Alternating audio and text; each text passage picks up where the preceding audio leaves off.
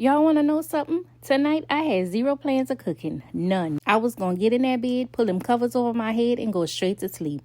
But do y'all know, these little crumb snatchers ate all the food I cooked on Monday?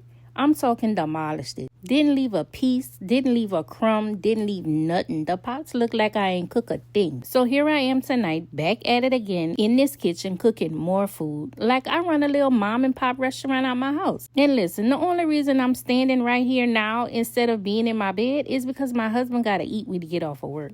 That man go walking hungry, you hear me? And if you're a barber's wife, baby, you already know what I'm talking about.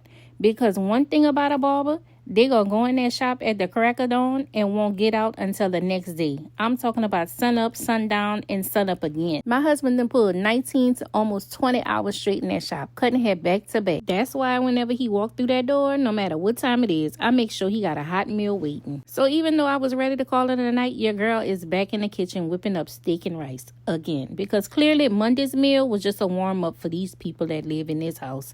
They ate their food so fast, I didn't even get to blink. I'm talking about it was gone. But you know what? Maybe that was a sign. I ain't cooked them forever since my surgery. So maybe they was just that excited. Maybe that was their way of saying, Mama, we miss you cooking. And honestly, I'll take that. Because if you know, you know. A mama's love really do taste different. But y'all, this is mom life. This is wife life. This is real life. You get tired, but you still got to show up. You still got to make sure your family is good. And that's my love language, y'all. My love language is acts of service, which is taking care of my family. I don't care if I'm tired, overwhelmed, or whatever's going on in my life.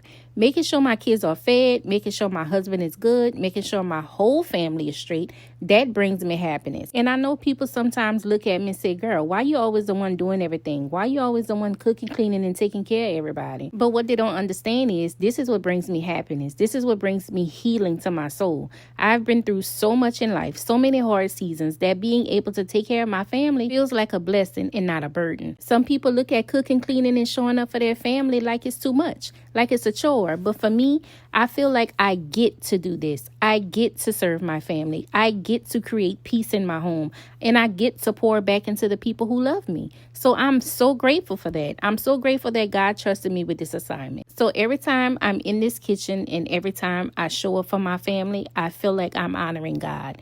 That's me taking care of the people he placed in my life on purpose. And always remember to stay prayed up, because that's where your strength begins. Love you. Bye.